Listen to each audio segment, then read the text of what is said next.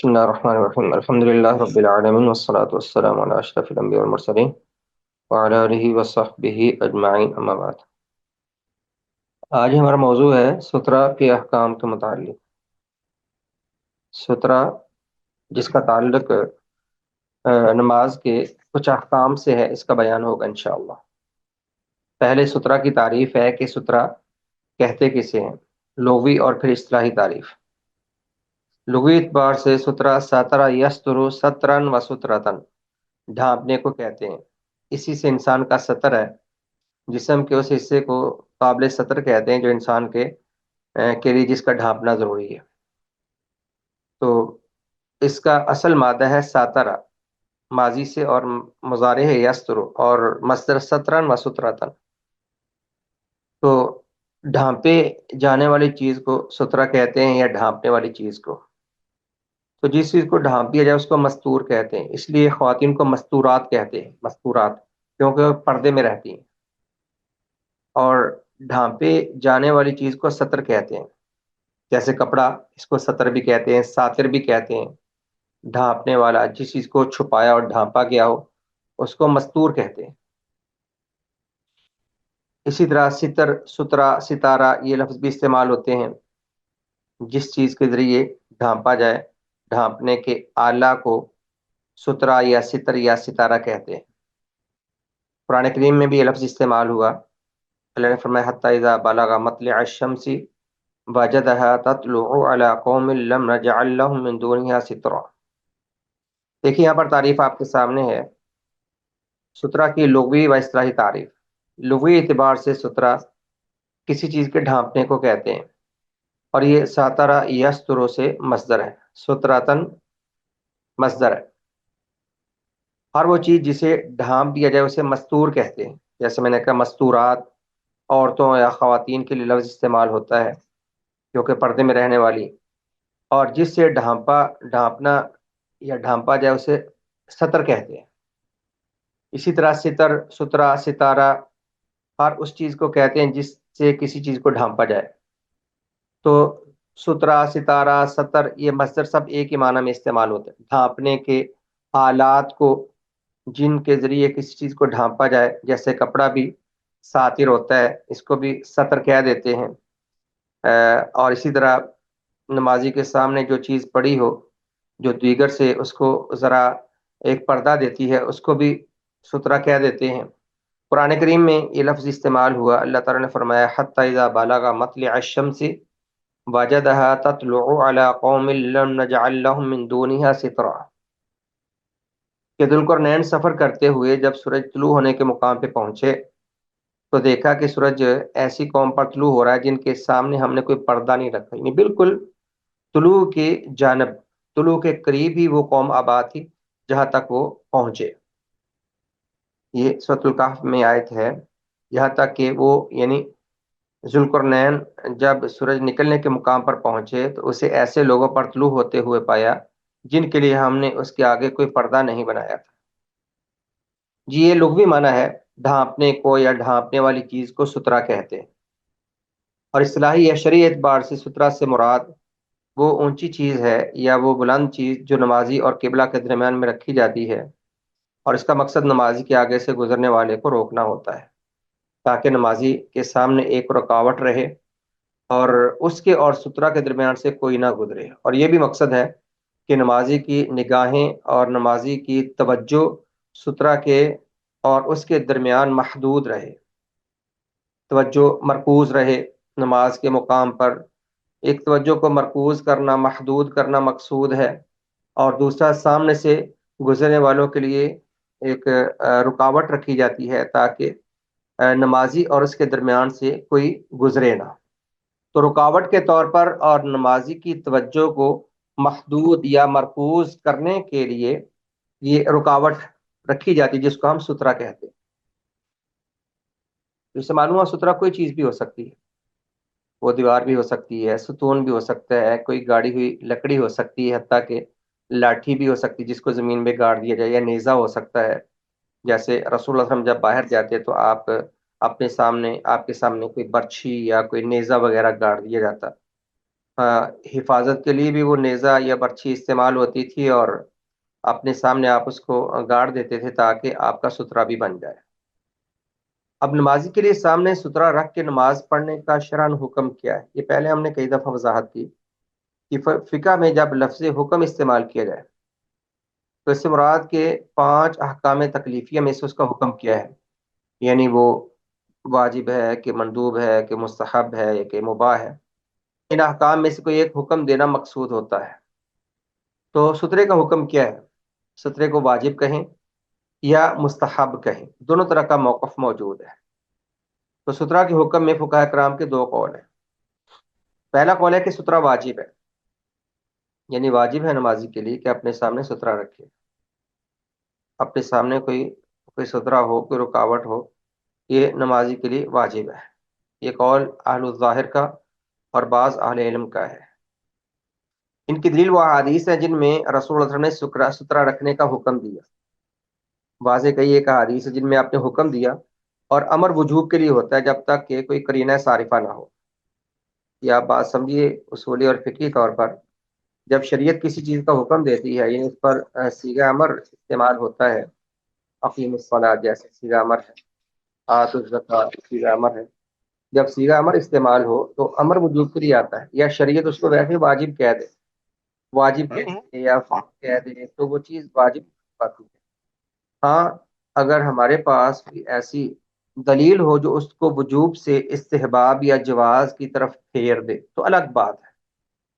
جب تک اس کو وجوب سے الگ کرنے کی کوئی دلیل نہیں ہے تو اس کا معنی وجوب ہی کا ہوتا ہے۔ اور سترہ کے وجوب میں کئی ایک احادیث ہیں جن میں رسول اللہ صلی اللہ علیہ وسلم نے امر کے الفاظ استعمال کیے، وہ چند احادیث آپ کے سامنے ہیں، جیسے عن ابی عبد الرحمن ابن ابی سعید الخدری عن ابیہ رضی اللہ عنہ قال، عبد الرحمن اپنے والد ابو سعید الخدری رضی اللہ عنہ سے بیان کرتے ہیں، کہتے ہیں قال رسول اللہ صلی اللہ علیہ وسلم اذا صلى احدكم فليصلي الى سترة وليدن منها۔ آپ نے فرمایا جب کوئی تم میں سے نماز پڑھے تو سترہ سامنے رکھ کے نماز پڑھے اور اس کے قریب ہو کر کھڑا ہو، ولیدن من، اس کے قریب ہو کر کھڑا ہو، یعنی قریب ہونے سے مراد ہے کہ سجدہ کی جگہ سے متصل ہی رکھے، زیادہ دور نہ رکھے، کیونکہ اس کا مقصد یہ ہے کہ نمازی کی نگاہ مرکوز رہے اور سامنے سے گزرنے والے کو روکا جا سکے۔ یہ حدیث سنن ابو داؤد اور ابن ماجہ میں، اور حدیث صحیح ہے۔ حضرت ابو سعید خدری رضی اللہ عنہ سے روایت ہے کہ رسول اللہ صلی اللہ علیہ وسلم نے فرمایا جب تم میں سے کوئی نماز پڑھے تو سترہ کی طرف، یعنی سترہ سامنے رکھ کے نماز پڑھے اور اس کے قریب ہو کر کھڑا ہو۔ حدیث واضح ہے، فَلْيُصَلِّ إِلَىٰ سُتْرَةٍ، یہ امر کے الفاظ ہے، اور جیسے میں نے کہا امر وجوب کے لیے ہے۔ فَلْيُصَلِّ، چاہیے کہ نماز پڑھے سترہ کو سامنے رکھ اور اس کے قریب ہو کر کھڑا ہو۔ اسی معنی میں دوسری حدیث ہے، اس کے علاوہ یہ دوسری حدیث کے بیان سے پہلے اس میں ایک اضافی چیز کی بھی وضاحت ہے۔ اس سے پہلے میں ایک بات کہہ دوں کہ ایک تو یہ حدیث آپ کے سامنے ہے، اور دیگر حدیث بھی ہیں، جیسے نبی علیہ السلام نے فرمایا لا تصلی الا الی سترۃ، کہ کوئی بغیر سترہ کے نماز نہ پڑھے۔ ساتھی سے آپ نے کہا کہ لا تصلی الا الی سترۃ، کہ مت نماز پڑھو مگر سترہ سامنے رکھ کے، یہ بھی حدیث موجود ہے۔ اسی طرح جو رسول اللہ صلی اللہ علیہ وسلم کا عمل ہے متواتر ثابت ہے، تواتر عملی سے ثابت ہے۔ مسجد میں جب آپ نماز پڑھتے تو مسجد میں تو ظاہر ہے کہ سامنے دیوار ہوتی ہے، امام کی حیثیت سے آپ جماعت کرواتے تھے، نماز پڑھاتے تھے، تو سامنے پہلی صف میں ظاہر آپ کھڑے ہیں اور پہلی صف کے آگے تو دیوار ہے۔ اور جب اس طرح صحابہ کرام جب مسجد میں نماز پڑھتے تو کئی حدیث میں صراحت موجود ہے کہ صحابہ کرام وہ ستون کے پیچھے کھڑے ہو کر نماز پڑھتے تھے۔ ستون کے پیچھے کھڑے ہو کر نماز پڑھنا یہ صحابہ کا معمول ثابت ہے۔ تو صحابہ کے معمولات میں بھی سترہ رکھنا مسجد کے اندر ثابت ہے، اور خود رسول اللہ صلی اللہ علیہ وسلم جب مسجد میں ہوتے تو سامنے دیوار موجود ہے، اور جب آپ باہر نکلتے تو باہر آپ کے پاس جو حفاظتی نقطہ نظر سے کوئی نیزہ یا برچھی وغیرہ ہوتی اسی کو آپ سامنے گاڑ لیتے۔ اور سترہ کی مقدار لمبائی میں آگے بیان آ جائے گا، چوڑائی میں اس کی کوئی زیادہ مقدار لازم نہیں۔ لمبائی میں اگر یہ 2-2.5 فٹ کے قریب لمبائی میں کوئی چیز ہو تو وہ سترہ بننے کے قابل ہوتی ہے، یہ حدیث ہے۔ اسی طرح اس ابو ذر رضی اللہ تعالیٰ کی حدیث میں بھی یہی بات کا بیان، اور اس میں اضافی چیز یہ بھی ہے کہ جب انسان نماز پڑھے اور اس کے سامنے سترہ نہ ہو تو اگر تین چیزیں اس کے سامنے سے گزر جائیں تو نماز ٹوٹ جاتی ہے. تین چیزیں اس کے سامنے سے گزر جائیں تو نماز، یعنی اس کے اور اس کے سجدہ کے مقام سے اگر گزر جائیں تو، ایک گدھا اور عورت اور کالا کتا، یہ حدیث ہے. ان تین چیزوں کے گزرنے سے نماز ٹوٹ جاتی ہے. اب ان کے گزرنے سے واقعی نماز ٹوٹتی ہے یا اجر میں کمی آتی ہے، اس کے ہم انشاءاللہ بعد میں وضاحت کرتے ہیں. پہلے آپ یہ حدیث دیکھ لیجئے. عن ابی ذر رضی اللہ عنہ قال، حضرت ابو ذر رضی اللہ عنہ بیان کرتے ہیں کہ قال رسول اللہ صلی اللہ علیہ وسلم، اللہ کے رسول علیہ السلام نے فرمایا، اذا قام احدکم یصلی، جب تم میں سے کوئی کھڑا نماز پڑھے، فإنه يستره، تو اس کا سترہ بن جاتا ہے، اذا کان بین یدیہ مثل آخرۃ الرحل، اگر اس کے سامنے اونٹ کے پالان کی پچھلی لکڑی کے مثل کوئی چیز پڑی ہو. رحل وہ پلان یا وہ کچاوا جو اونٹ کے اوپر رکھتے تھے. جیسے ہمارے ہاں بھی اگر کوئی دیہات میں رہتے ہیں تو اس بات کو جانتے ہیں، جیسے گدھے پر بیٹھنے کے لیے لوگ کاٹھی رکھتے ہیں یا ایک پلان رکھتے ہیں، اس کے اوپر بیٹھتے ہیں اور پیچھے ٹیک لگانے کو تھوڑی سی ایک چیز ہوتی ہے، اسے کہتے ہیں آخرت الرحل، پلان کی پچھلی لکڑی. اس کی مقدار 2-2.5 فٹ سے زائد نہیں ہے.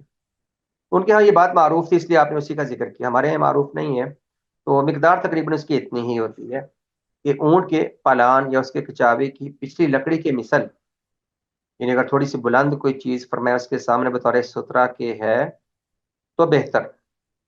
فَإِذْ لَمْ يَكُنْ بَيْنَ يَدَيْهِ مِثْلُ آخِرَةِ الرَّحْلِ، لیکن اگر اس کے سامنے اونٹ کے یا جانور کے پلان کی پچھلی لکڑی کے مثل کوئی چیز نہ ہو، فَإِنَّهُ يَقْطَعُ صَلَاتَهُ الْحِمَارُ وَالْمَرْأَةُ وَالْكَلْبُ الْأَسْوَدُ، تو اس کی نماز توڑ دیتے ہیں تین چیزیں، گدھا اور عورت اور کالا کتا، یہ ان کے سامنے سے گزرنے کی وجہ سے نماز ٹوٹ جائے گی. روایت صحیح مسلم میں موجود ہے. حضرت ابو ذر رضی اللہ تعالیٰ عنہ سے روایت ہے کہ رسول اللہ صلی اللہ علیہ وسلم نے فرمایا، جب تم میں سے کوئی نماز پڑھنے کے لیے کھڑا ہو تو اس کی نماز کو کاٹنے سے بچاتا ہے، توڑنے سے بچاتا ہے، جب کہ اس کے آگے اونٹ کے پلان کے پچھلے حصے کی لمبائی کے برابر کوئی چیز ہو، اور جب اس کے برابر کوئی چیز نہ ہو تو اس کی نماز کو کاٹتا ہے، یعنی توڑ دیتا ہے، گدھا، عورت اور کالا کتا. اب یہاں پر واضح ہے کہ نبی اسلام نے سترے کا حکم دیا ہے اور یہ وجوب کے لیے، اور یہاں پر نماز کو توڑنے سے بچانا بھی مقصود ہے کہ اگر نہیں سترہ رکھے گا تو ان تین چیزوں میں سے کوئی چیز سامنے سے گزرے گی تو نماز ٹوٹ جائے گی. وجہ استدلال یہ ہے کہ پہلی حدیث میں سترہ کی طرف نماز پڑھنے کا حکم دیا گیا اور حکم وجوب پر دلالت کرتا ہے، اور اس دوسری حدیث میں نماز کے منقطع ہونے اور ٹوٹنے کا ذکر ہے، جس سے پتہ چلتا ہے کہ سترہ کی طرف نماز پڑھنا کتنا ضروری ہے. اب یہاں پر اس حدیث میں دوسرے مسئلہ کی وضاحت کر دوں کہ اگر سترہ سامنے نہ ہو اور کوئی چیز سامنے سے گزر جائے تو کہاں تک گزر سکتی ہے، اس کی آگے ویسے وضاحت آئے گی. تو کم از کم سجدے کے مقام تک سے کوئی نہیں گزر سکتا، لیکن اگر نمازی اور اس کے سجدے کے مقام کے درمیان سے ان تینوں میں سے کوئی چیز گزر جائے، یہ تین چیز جن کا حدیث میں ذکر ہے، گدھا اور عورت اور کالا کتا، ان تینوں میں سے کوئی چیز گزر جائے تو کیا نماز ٹوٹ جاتی ہے یا اجر میں کمی آتی؟ اس میں تھوڑا سا اختلاف ہے. جمہور کا کہنا ہے کہ اس سے مراد ہے کہ اجر میں کمی آتی ہے، نماز نہیں ٹوٹتی. کہتے ہیں ان کے گزرنے سے نماز کیوں ٹوٹے گی، نماز ٹوٹنے کی یہاں پر کوئی وجہ ہی نہیں. تو ان کے خیال میں اس سے مراد ہے اجر میں کمی ہوتی. دوسرا موقف ہے کہ یہاں پر نماز کا ٹوٹنا ہی مراد اور مقصود ہے، اور یہی بات راجح ہے. راجح ہونے کی وجہ یہ ہے کہ کوئی بھی چیز اگر نمازی کے سامنے سے گزرے ان تین چیزوں کے علاوہ، اجر میں تو پھر بھی کمی آئے گی. اگر انسان نہیں روکتا تو اجر میں تو پھر بھی کمی آئے گی. کوئی مرد گزر جائے یا کوئی بھی چیز گزر جائے تو اجر میں تو پھر بھی کمی آئے گی اگر نمازی نہیں روکتا. لیکن بطور خاص آپ نے یہ فرمایا کہ یہ تین چیزیں نماز کو توڑ دیتی ہیں، تو دیگر کا آپ نے پھر ذکر کیوں نہیں کیا؟ ان تین کے تذکرہ سے مراد نماز کا ٹوٹنا ہی ہے اور ظاہر پر رکھنا ہی صحیح ہے.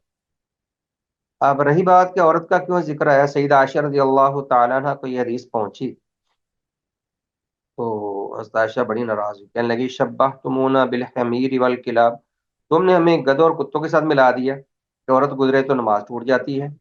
تو سیدہ عائشہ رضی اللہ تعالیٰ عنہ کو یہ حدیث معلوم نہیں تھی، تو انہوں نے انہی اس انداز میں ریمارکس دیے، کیونکہ عورت جب سنے گی تو فوری طور پر ذہن میں بات آئے گی کہ یہ کیسی بات ہے. لیکن جو شریعت کا حکم ہے سو حکم ہے، نبی اسلام نے جو فرما دیا اس کے مطابق ہمیں تو یہی سمجھ آتا ہے.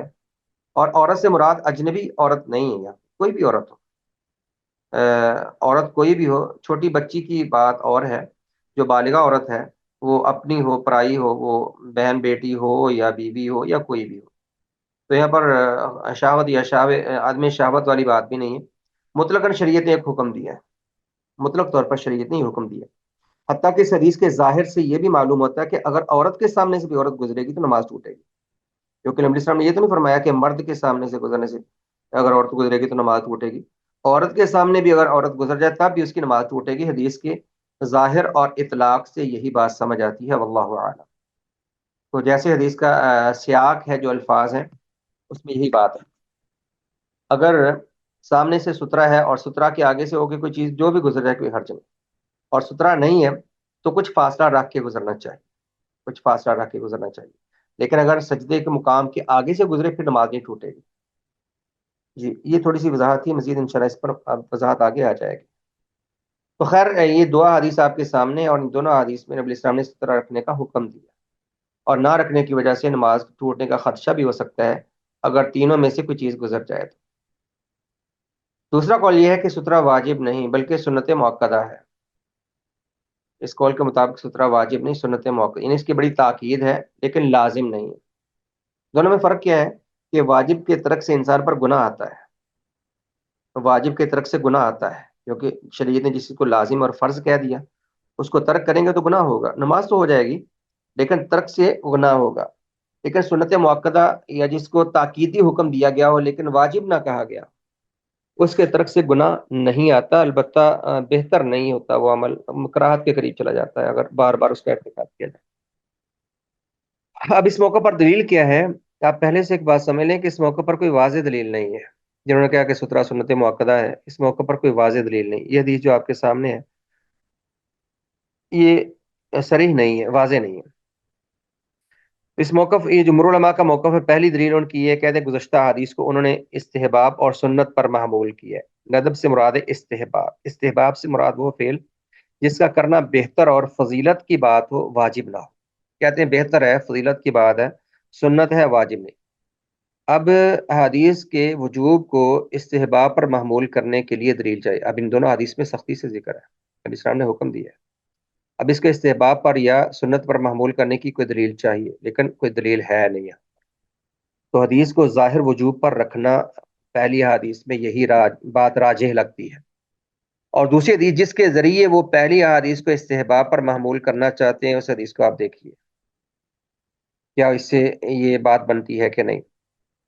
عن عبداللہ بن عباس رضی اللہ عنہ قال، رضی اللہ عنہما، عبداللہ بھی صحابی ہیں، عباس بھی صحابی ہیں، تو عنہما کہنا چاہیے.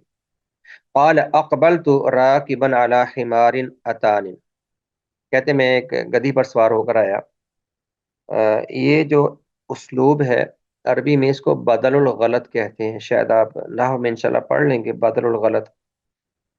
جیسے کوئی آدمی پہلے ایک لفظ بول لے اور بعد میں اس کی اصلاح میں دوسرا لفظ بولے، تو اس کو بدل الغلط کہتے ہیں کہ پہلا غلطی سے بول دیا اور اس کے بدلے میں دوسرا لفظ صحیح ہے. یہ دوسری اس کی مثال ہے، حمارن اتان. تو مانا کیا حدیث کا؟ ابن عباس فرماتے ہیں کہ میں آیا سوار ہو کر ایک گدھے پر. حمار کہتے ہیں گدھے کو، اتان کہتے ہیں اس کی مادہ گدھی کو. گدھے پر نہیں، گدھی پر. جیسے کہتے ہیں نا جا رجل امرات، آدمی ہے، پھر کہتے ہیں نہیں عورت آئی. تو اسے بدل الغلط کہتے ہیں. تو صحابی نے جیسے بولا ویسے ہی راوی نے بیان کر دیا. تو کہتے میں ایک گدھے پر یعنی ایک گدھی پر سوار ہو کر آیا. وہ انا یومئذ قد ناہزت الاحتلام، میں ان دنوں بلوغت کے قریب تھا، قریب البلوغت تھا، مراد 13-14 سال کی عمر ہوگی. ورسول اللہ صلی اللہ علیہ وسلم یصلی بمنن الی غیر جدار، اور رسول اللہ صلی اللہ علیہ وسلم لوگوں کو نماز پڑھا رہے تھے مینا میں اور آپ کے سامنے کوئی دیوار نہیں تھی. حدیث پوری کر لیں پھر میں آپ کو استدلال اس کا سمجھاتا ہوں. کہتے ہیں آپ مینا میں لوگوں کو نماز پڑھا رہے تھے اور سامنے کوئی دیوار نہیں تھی، کیونکہ مینا تو کھلا اس وقت علاقہ تھا، کوئی وہاں پر دیوار تو نہیں تھی، کھلا میدان تھا. وہ جو مسجد بنی ہے بہت بڑی مینا میں، اور اسی طرح جو اب اہتمام دیواروں وغیرہ کا ہو گیا یہ آج کی بات ہے، تب تو کھلا میدان تھا. فمررت بین یدئی یدئی بعض الصف، کہتے میں کسی صف کے سامنے سے گزرا، وارسلت اتان ترتا، میں نے گدی کو چھوڑ دیا، وہ چرنے چگنے لگی تو گھاس پھوس کھانے لگی۔ فدخلت فی الصف، میں صف میں داخل ہو گیا، فلم ينکر ذلک علیہ، تو آپ نے اس پر کسی نے مجھ پر ایسا انکار نہیں کیا کہ صف کے آگے سے کیوں گزرے۔ اب اس حدیث میں جو باتیں سمجھ آتی ہیں، پہلی بات یہ کہ حضرت ابن عباس نے کہا نبی اسلام مینا میں نماز پڑھ رہے تھے، سامنے کوئی دیوار نہیں، اس سے کیا مراد ہے؟ اس سے جمہور نے مانا لیا کہ سامنے دیوار نہیں تھی، مراد سترا نہیں تھا۔ اور جو کہتے ہیں کہ سترا واجب ہے، وہ کہتے ہیں نہیں، صحابی نے یہ نہیں کہا کہ یصلی بمنا الی غیر ستراتن، یہ نہیں کہا صحابی۔ الفاظ آپ کے سامنے، ان پہ غور کریں، حدیث کا فہم بہتر ہو۔ یہ صحابی نے یہ نہیں کہا یصلی بمنا الی غیر ستراتن، کیا آپ مینا میں نماز پڑھا رہے تھے، سامنے کوئی سترا نہیں تھا، بلکہ کہا یصلی بمنا الی غیر جدار، نماز پڑھا رہے تھے سامنے دیوار نہیں تھی، یعنی یصلی بمنا الی ستراتن غیر جدار۔ یہ ہے کلام میں جو حذف اور کلام میں تقدیر، جس کے مطابق کلام کو سمجھا جائے، اور یہی بات راجح ہے، کیونکہ عام طور پہ جب باہر ہوتے تھے تو آپ کے سامنے دیوار نہیں ہوتی تھی، اور دیگر احادیث میں صراحت موجود ہے کہ آپ اپنے سامنے نیزہ گاڑتے تھے۔ تو یہاں پہ ابن عباس یہ کہنا چاہتے ہیں کہ کسی چار دیواری میں آپ نہیں تھے، کیونکہ انہوں نے بیان کیا ہے، اگر چار دیواری میں ہوتے تو کیسے گدی کو وہاں چھوڑ کر ایک صف میں سیدھے داخل ہو جاتے؟ مراد چار دیواری نہیں تھی، اس لیے میں بڑی آسانی سے صف میں داخل ہو گیا۔ چار دیواری ہوتی تو پھر دروازے کے اندر سے آنا پڑتا نا، گھوم کر دروازے سے آ کر کسی صف میں کھڑے ہونا پڑتا۔ تو چار دیواری نہیں تھی، ان کا یہ بیان کرنا مقصود ہے، کیونکہ چار دیواری نہیں تھی اور آپ کے سامنے بھی دیوار نہیں تھی، بس آپ نماز پڑھا رہے تھے۔ تو کیا تھا وہ باقی حدیث میں جب ایک تذکرہ موجود ہے کہ عام طور پہ جب آپ باہر نماز پڑھاتے تو آپ کے سامنے نیزہ گاڑا جاتا۔ تو صحیح مفہوم کیا ہے؟ یصلی بمنا الی سترۃ غیر جدار، کہ آپ مینا میں نماز پڑھا رہے تھے، کوئی سترا تھا لیکن وہ سترا دیوار نہیں۔ تو اگر اس فہم کے مطابق حدیث کو سمجھا جائے، جو صحیح فہم ہے، جو حدیث کا صحیح فہم ہے اور صحیح ایک معنی ہے، تو پھر اس حدیث میں یہ دلیل نہیں بچتی کہ آپ کے سامنے سترا نہیں تھا۔ لیکن جمہور جو اس کو استحباب کے معنی میں لیتے ہیں، وہ یہی معنی کرتے ہیں کہ سامنے کوئی سترا نہیں۔ اس لیے میں نے کہا کہ یہ حدیث جمہور کے موقع پر صریح نہیں ہے۔ دوسرا، اس حدیث میں اس مسئلہ کی بھی صراحت ہے کہ اگر امام سامنے جماعت کروا رہا ہو تو امام کے آگے سے گزرنا ممنوع ہوتا ہے، باقی صف کے آگے سے گزر سکتے ہیں۔ شریعت میں اس کی رخصت ہے، کیونکہ دوران نماز کسی کا نقض وضو ہو سکتا ہے، نکلنے کی کوئی ضرورت پیش آ سکتی ہے، تو اگر کوئی اگلی صفوں میں کھڑا ہے تو صفیں چیر کے گزرنے کی ضرورت نہیں، بلکہ ایک سائڈ سے ہو کر نمازیوں کے سامنے سے آئے اور ایک سائڈ سے ہو کر گزر جائے، اگر کہ ایسی گنجائش موجود ہے تو دوران جماعت امام کے آگے سے گزرنا ممنوع ہوتا ہے، صف کے آگے سے گزر سکتے ہیں۔ ہاں، جب جماعت ختم ہو جائے، امام سلام پھیر دے، پھر ہر کوئی اپنی اپنی نماز پڑھتا ہے، پھر کسی کے سامنے سے گزر نہیں سکتے۔ جی، یہ دو باتیں تھیں اس حدیث سے جو میں نے واضح کر دی۔ یہ صحیح بخاری اور مسلم کی روایت ہے۔ اس حدیث میں ہے کہ رسول اللہ صلی اللہ علیہ وسلم لوگوں کو دیوار کے علاوہ کسی اور جانب رخ کر کے نماز پڑھا رہے، یعنی سترہ کوئی اور تھا، دیوار نہیں تھا۔ اب دیکھیے، اس جمہور نے اس طرح لہٰذا کہتے ہیں، اس سے معلوم ہو کہ سترہ واجب نہیں۔ اگر واجب ہوتا تو آپ سے ضرور دیوار کی طرف منہ کر کے نماز پڑھاتے، لیکن دیوار کی ضرورت ہی نہیں تھی، جب دیوار کے علاوہ کوئی اور سترہ رکھ لیا جائے تو وہ بھی کافی ہے۔ تو کوئی اور سترہ تھا، دیوار نہیں تھی، تو اسی معنی کے مطابق حدیث کو لیا جائے۔ انہوں نے راجے کہا کہ امام کے لیے سترہ واجب ہے اور مقتدی کے لیے سنت موقع، کیونکہ امام کا سترہ مقتدی کا سترہ ہے۔ جب جماعت ہو رہی ہے پھر تو ہر مقتدی کے لیے سترہ کی ضرورت ہی نہیں ہے، لیکن جب جماعت نہ ہو تو پھر ہر ایک کے لیے سترہ کی حیثیت ایک جیسی ہے، سب کے لیے ہم واجب ہی کہیں گے۔ اللہ اعلم۔ یہ سترہ کے متعلق دیگر مسائل کی انشاءاللہ وضاحت کرتے ہیں ابھی آپ کے سامنے۔ ان میں سے جو ایک مسئلہ یہ ہے کہ نمازی کو سترہ کہاں رکھنا چاہیے؟ تو سترہ سجدہ کی جگہ کے آگے رکھنا چاہیے۔ انسان جہاں تک آسانی سے سجدہ کر لے اس کے آگے متصل سترہ ہونا چاہیے۔ تھوڑا سا فاصلہ چھوڑ بھی دیا جائے تو کوئی حرج نہیں، تھوڑا سا فاصلہ اگر بچ بھی جائے تو کوئی حرج نہیں، لیکن جہاں تک ہو وہاں، یعنی ایسی جگہ تک ہو جہاں تک نمازی گزرنے والے کو روک سکے۔ تو ظاہر ہے کہ نمازی اپنا ہاتھ وہ بڑھا سکتا ہے سجدے کی جگہ تک، جہاں تک آگے سے گزرنے والے کو روک سکتا ہے، وہاں تک سترہ رکھ سکتا ہے۔ تو سجدہ کی جگہ کے ساتھ ہی ہو یا تھوڑا سا اگر ایک قدم آگے بھی ہے تو اس سے کوئی فرق نہیں پڑتا۔ جیسے نا حدیث میں ہے کہ رسول اللہ صلی اللہ علیہ وسلم تھوڑا پیچھے ہو کے کھڑے ہوتے ہیں کہ آپ کے اور دیوار کے درمیان سے ایک بکری کے گزرنے کا فاصلہ ہوتا ہے، تو بکری گزرنے کے لیے کتنی جگہ لیتی ہے؟ یعنی تھوڑا سا فاصلہ، ایک آدھ فٹ، 1 فٹ آپ کہہ سکتے ہیں، یہ معمولی سا فاصلہ ہے،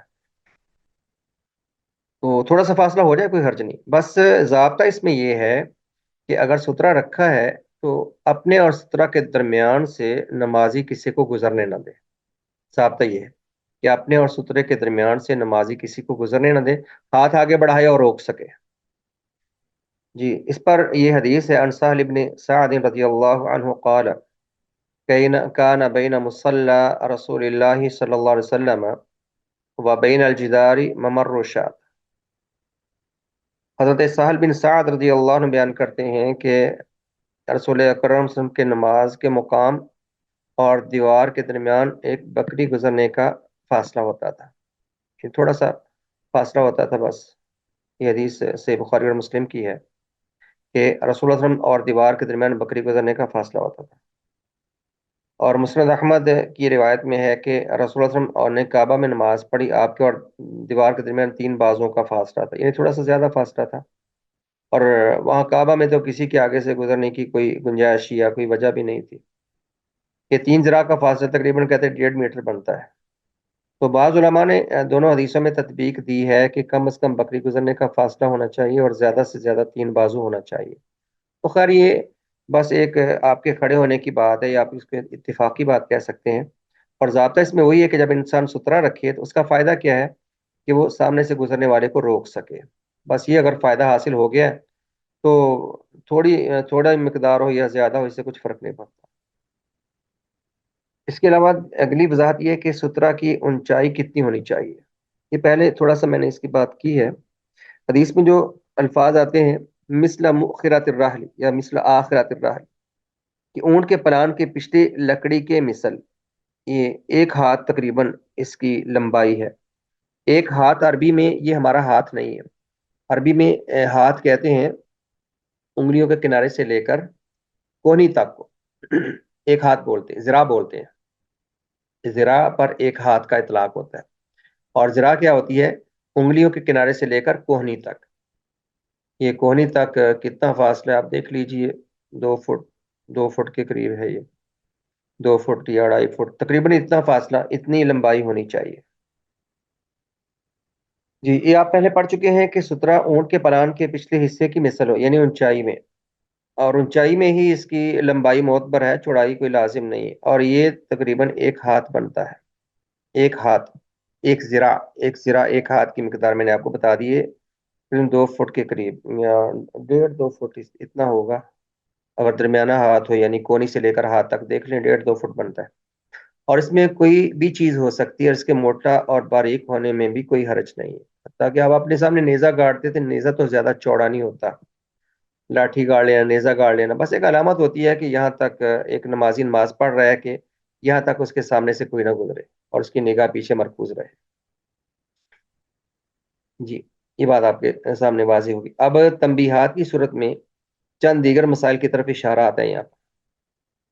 بعض ضعیف احادیث ہیں، بعض ضعیف حدیث میں اس طرح کی باتیں آتی ہیں کہ جیسے ایک ضعیف حدیث میں ہے، آپ لوگوں نے پڑھی ہوگی، کہ جب نمازی اپنے نماز پڑھے تو اپنے سامنے کوئی چیز رکھ لے، اگر نہ ہو تو لاٹھی گاڑ لے، لاٹھی نہ ہو تو سامنے خواہ وہ خط ہی کھینچ لے، لائن لگا لے، خط کھینچ لے، کوئی نہ کوئی چیز کر لے تو کافی ہے۔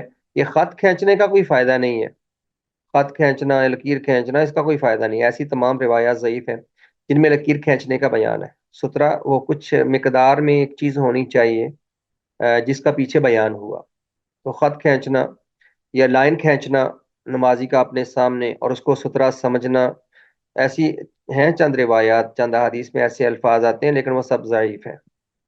اسی طرح بعض حدیث میں یہ ہے کہ سترہ تھوڑا سا دائیں یا بائیں رکھنا چاہیے، بالکل سر کے سامنے نہیں ہونا چاہیے، ایسی حدیث بھی ضعیف ہے۔ اور اسی طرح بعض لوگ فرق کرتے ہیں، کہتے ہیں کہ مسجد میں سترہ کی ضرورت نہیں ہے، صحرا میں اور باہر کھلے میں ہونا چاہیے۔ مسجد میں ضرورت اس لیے پیش نہیں آتی کہ مسجد میں عام طور پر دیوار سامنے ہوتی ہے یا ستون ہوتے ہیں، اور اگر امام جماعت کروا رہا ہے پھر تو امام کے سامنے دیوار موجود ہے اور مقتدیوں کو الگ الگ سے رکھنے کی ضرورت نہیں۔ ہاں، جب مقتدی نماز پڑھ رہے ہیں، سنتیں پڑھ رہے ہیں، تو جو اگلے ہیں ان کو پہلی صف میں کھڑے ہو کر سنتیں پڑھنی چاہیے. وہ پہلی صف میں کھڑے ہوں، تو جب پہلی صف میں کھڑے ہوں گے تو ان کے سامنے دیوار ہوگی، سترہ ان کے قریب ہوگا. اور اگر ایسے خواہ کوئی یہاں کھڑا ہے، کوئی وہاں کھڑا ہے، کوئی ادھر کھڑا ہے، کوئی ادھر کھڑا ہے، اس طرح سے کھڑے ہوں گے تو پھر سترہ کے حکم کی مخالفت ہو جائے گی. تو اس طرح پہلی صف والے کھڑے ہوں گے، پھر دوسری صف والے. تو جب پہلی صف والے ہیں وہ دوسری صف والوں کے سترے بن جائیں گے، جو سامنے بیٹھا ہے وہ انسان کے لیے سترہ بن جائے گا. ہاں جب بعد میں سنتیں پڑھنی ہے بکھر کر، تو تب بھی حتی الامکان سترہ کی اہتمام کرنا ضروری ہے، شریعت نے اس کا حکم دیا ہے. باقی یہ کوئی فرق نہیں ہے، یہ کوئی فرق نہیں ہے کہ آبادی میں یعنی اپنے گھر میں یا مسجد میں لازم نہیں ہے اور صحرا میں ہی لازم ہے. اس فرق کی نہ کوئی دلیل ہے اور نہ اس فرق کرنے کی کوئی ضرورت ہے. جو حدیث ہے وہ مطلقاً ہے، ہر حال میں سترہ ہونا چاہیے. یہ تنبیہات ہیں جو اشارات کی صورت میں چند مسائل کی وضاحت ہی میں نے کر دی. دیکھیے، سترے کے جگہ سترے کی جگہ نمازی کے آگے خط یا لائن لگانے کے بارے میں تمام روایات اپنے تمام طرق یعنی اپنی تمام اسانید سے انتہائی ضعیف اور ناقابل عمل ہے. تو سامنے خط کھینچنا یا لائن لگانا اس طرح ایسی کوئی روایت ثابت نہیں. دوسری بات یہ کہ سترہ نمازی کے دائیں یا بائیں جانب رکھنے کے بارے میں وارد ہونے والی حدیث انتہائی ضعیف ہے، جن میں ہے کہ تھوڑا دائیں یا بائیں ہونا چاہیے، بالکل سامنے سینٹر میں نہیں ہونا چاہیے. سینٹر میں ہی ہونا چاہیے، اس کو اس لیے رکھنا ہے تاکہ وہ سامنے رکاوٹ بنے. ایسی کوئی روایت صحیح نہیں ہے کہ دائیں بائیں رکھی جائے. اور اسی طرح سترہ صحرا، جنگل، آبادی وغیر آبادی ہر جگہ مشروع ہے. یعنی مسجد میں، صحرا میں، گھر میں جہاں بھی انسان نماز پڑھے تو سامنے دیوار کے قریب کھڑے ہو کر کھڑا ہو تاکہ کسی کے گزرنے کی گنجائش نہ رہے. تو دو میں نے کہا علتیں ہیں، دو اسباب یا وجوہات ہیں سترہ رکھنے کی. ایک یہ کہ سامنے سے گزرنے والے کی وجہ سے نمازی کی نماز کو کوئی نقصان کا خدشہ نہ ہو، ٹوٹنے کا یا اجر میں کمی کا. اور دوسرا اس کی نگاہ محدود اور مرکوز کرنا، نماز میں توجہ کو زیادہ مبذول رکھنا، یہ بھی ایک علت ہے سترہ رکھنے کی. تو دونوں کے مطابق سترہ ہر جگہ ہونا چاہیے. اس کے بعد ہے کہ نمازی کے آگے سے گزرنے کا گناہ کتنا ہے. نمازی کے آگے سے گزرنا گناہ ہے، حرام عمل ہے، اور جتنا بھی ہو سکے انتظار کرنا چاہیے. اور یہ حدیث آپ لوگوں نے پڑھی ہوگی، یہ واضح ہے کہ کتنی سختی سے آپ نے منع کیا. عن ابی جہیم رضی اللہ عنہ قال قال رسول اللہ صلی اللہ علیہ وسلم لو يعلم المار بین یدی المصلی. حضرت ابو جہیم رضی اللہ عنہ بیان کرتے ہیں کہ رسول اللہ صلی اللہ علیہ وسلم نے فرمایا، اگر نمازی کے سامنے سے گزرنے والے کو علم ہو جائے ماذا علیہ، کتنا اس پر گناہ ہے. اگر نمازی کو پتا ہو کہ اگر گزرنے والے کو پتا ہو کہ نمازی کے سامنے سے گزرنا کتنا گناہ ہے، لکان ان یقف 40، تو وہ 40 تک کھڑا رہے، 40 تک کھڑا رہے. خیر اللہ من ان یمر بین ید، یہ بہتر ہے کہ وہ سامنے سے گزرے، سامنے سے گزرنے سے بہتر ہے کہ 40 تک کھڑا رہے. اب کیا 40؟ 40 دن، 40 مہینے، 40 سال، کم از کم 40 دن ہو سکتے ہیں. ابو النضر راوی کہتے ہیں، راوی ایک حدیث کے کہتے ہیں لا ادری کا اقال 40 یوما او شہرا او سنتا، مجھے علم نہیں ہے کہ حدیث میں 40 دن ہے یا 40 مہینے ہے یا 40 سال ہے. تو کم از کم 40 دن ہے، تو یہ کون سی چھوٹی مدت ہے.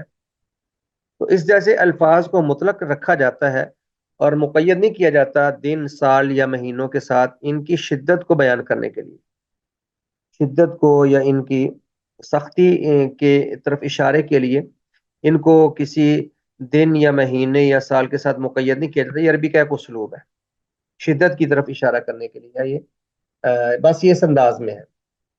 تو اگر کم از کم 40 دن بھی مراد ہیں تو 40 دن کون سے تھوڑے. مراد ہے کہ جتنا بھی انتظار کرنا پڑے کرے. کتنا انتظار کرنا پڑے گا؟ 5 منٹ، 10 منٹ، 10 منٹ سے زیادہ تو ممکن نہیں، اتنی لمبی تو کوئی نماز پڑھتا ہی نہیں. تو خیر آپ نے بہت سختی سے منع کیا، مقصد ہے کہ شدت فرمائیے. اور حدیث صحیح بخاری اور صحیح مسلم میں موجود ہے. حضرت ابو جہیم رضی اللہ عنہ سے روایت ہے کہ رسول اللہ صلی اللہ علیہ وسلم نے فرمایا، اگر نمازی کے آگے سے گزرنے والے کو یہ معلوم ہو جائے کہ اس کام کا کتنا گناہ ہے، تو اسے نمازی کے آگے سے گزرنے کے مقابلے میں 40 دن، مہینے یا سال تک وہاں کھڑا رہنا زیادہ پسند. علماء اکرام نے کہا ہے کہ اس حدیث سے معلوم ہوتا ہے کہ نمازی کے آگے سے گزرنا گناہ کبیرہ ہے. اور لو یعلم المار سے پتہ چلتا ہے کہ وہ گنہگار ہوگا جسے نہیں یعنی ممانت کا علم. عام طور پہ لوگوں کو علم ہی ہوتا ہے. تو اگر کسی کو علم نہیں ہے اور پھر غلطی سے کوئی گناہ کر بیٹھے تو اللہ معاف کرنے والا ہے. لیکن جب علم ہو، جان بوجھ کے غلطی کا ارتکاب کرنا یہ گناہ کبیرہ کا باعث ہوگا. اس طرح نمازی کے آگے بیٹھنے والے بھی گناہ گار نہیں. جو بیٹھے ہیں سو بیٹھے ہیں، ان کو کیا گناہ ہوگا. نمازی کے آگے کوئی بیٹھا ہے، کوئی لیٹا ہے. سیدہ عائشہ رضی اللہ تعالیٰ عنہ گھر میں لیٹی ہوتی تو آپ پیچھے کھڑے نماز پڑھ رہے ہوتے تھے. بس عائشہ فرماتی ہیں بس اوقات میں چارپے پہ ہوتی، موڑ کے چلے بھی جاتی، کیونکہ چارپے کے بے گھر ہے تو وہ بالکل سامنے تو نہیں ہے. تو سامنے لکڑی موجود ہے چارپائی کی، تو سامنے اگر کوئی بیٹھا ہے لیٹا ہے تو لیٹا رہے بیٹھا رہے. کوئی وہاں سے اٹھنا چاہتا ہے ویسے احتیاط تو یہ نہ اٹھے، لیکن اگر اٹھنا چاہے تو ممانت کی کوئی دلیل نہیں ہے. بیٹھنے والے کو اٹھ کر جانے سے ذرا گریز کرنا چاہیے. لیٹا ہو اگر اٹھ کے چلا جائے، جیسے سیدہ عائشہ فرماتی ہیں کہ میں لیٹی ہوتی تو میں آپ کے سامنے پڑے رہنے کو بس اوقات پسند نہ کرتی تو میں اٹھ کے پھر چلی جاتی ہے، ایک سائڈ پہ ہو جاتی. خیر اگر کوئی لیٹا ہے پیچھے کوئی نماز پڑھ رہا ہے تو، یا کوئی بیٹھا ہے نماز پڑھ رہا ہے تو کوئی حرج نہیں. ہاں اگر وہ انتظار کر لے تو بہتر ہے، البتہ گزرنا ممنوع ہے. اس کے بعد آخر میں ہم ایک بات پڑھیں گے، درمیان میں اس کی ضرورت نہیں ہے. نمازی کا حالت نماز میں گزرنے والے کو روکنا لازم ہے. اگر بندہ نماز پڑھ رہا ہو، سامنے سے گزرنا چاہے کوئی، تو گزرنے والے کو روکنا ضروری ہے، روکنا لازم ہے. اور یہ کوتاہی نہیں کرنی چاہیے. وہ چھوٹا ہو، وہ بڑا ہو، بچہ ہو، حتیٰ کہ کوئی حیوان بھی ہو، کوئی جانور بھی ہو، اس کو بھی نبی اسلام نے روکا. جیسے آپ نماز پڑھ رہے تھے تو ایک بکری کا بچہ یا بکری آپ کے سامنے سے گزرنے لگی، تو یہ جانوروں کی نیچر یہ ہوتی ہے، ان کو جتنا روکیں گے اتنا ہی وہ مڑ مڑ کے وہاں سے گزریں گے. یہ رکتے نہیں ہیں، مڑ مڑ کے وہیں سے آئیں گے، ان کو عقل نہیں ہے.